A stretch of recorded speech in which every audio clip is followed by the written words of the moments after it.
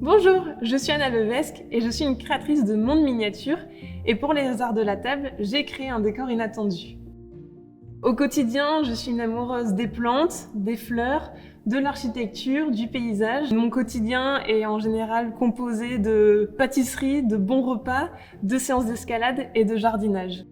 Alors je cherche jamais trop à comprendre comment fonctionne mon imagination, comment ça se fait que je puise des idées dans tel ou tel univers. Ce qui est sûr en revanche, c'est que les fleurs m'inspirent par leur manière extraordinaire de lier les pigments et les formes. Et donc pour cette table inattendue, j'avais à cœur de retransposer toute cette délicatesse et toute l'harmonie qu'ont chaque plante, chaque fleur, pour les retranscrire en papier, en miniature, à plus ou moins grande échelle.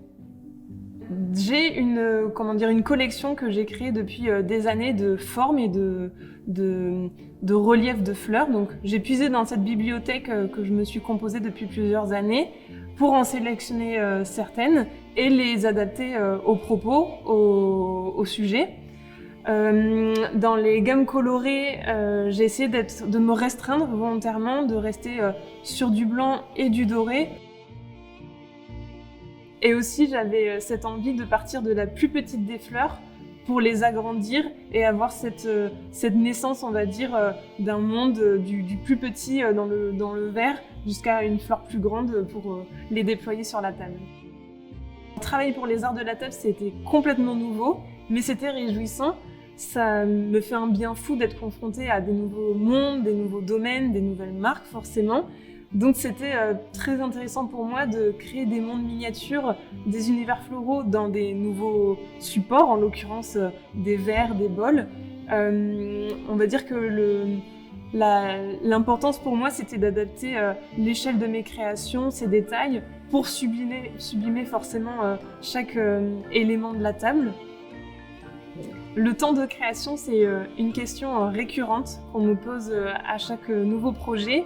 Et c'est une question qui n'a pas vraiment de réponse, dans le sens où j'ai la chance maintenant d'avoir une certaine expérience, une certaine dextérité dans mon geste, et aussi d'avoir des éléments que je collectionne, comme je disais, depuis plusieurs années.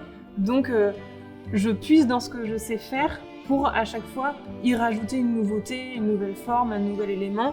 Donc on va dire que j'ai passé un premier temps à puiser dans ce que j'avais déjà, dans ce que j'ai collectionné, pour y ajouter un nouveau papier, un nouvel effet. Donc voilà, un premier temps pour puiser dans mes sources, et ensuite un second temps de plusieurs jours pour créer les fleurs, sélectionner des nouveaux papiers et assortir la composition à la table et aux éléments.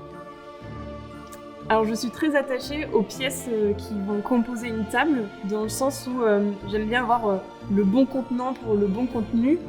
Certainement que ma meilleure amie vous dirait que j'ai cette manie de toujours chercher le bon bol pour la bonne sauce ou le bon accompagnement. Et aussi, je voue un culte particulier aux cuillères à dessert pour avoir la bonne forme de cuillère pour déguster à la hauteur la pâtisserie en question. Si les spectateurs qui verront cette table ressentent une certaine forme de poésie, la mission est réussie. Alors si ils ont l'impression de devenir un lilliputien et de pouvoir voir le monde d'une nouvelle façon, moi j'en serais ravie. Et si en plus ils ont à leur tour envie de créer leur propre table extraordinaire pour Noël, alors la mission est accomplie. Pour une table idéale, j'inviterai évidemment mes deux sœurs avec qui on partage toutes les trois le goût du beau et aussi le goût du bien manger. Donc je pense qu'on cuisinerait des lobster rolls de luxe. Et pour ma part, j'inviterai des artistes et artisans indépendants de ma génération pour discuter ensemble de nos futures créations.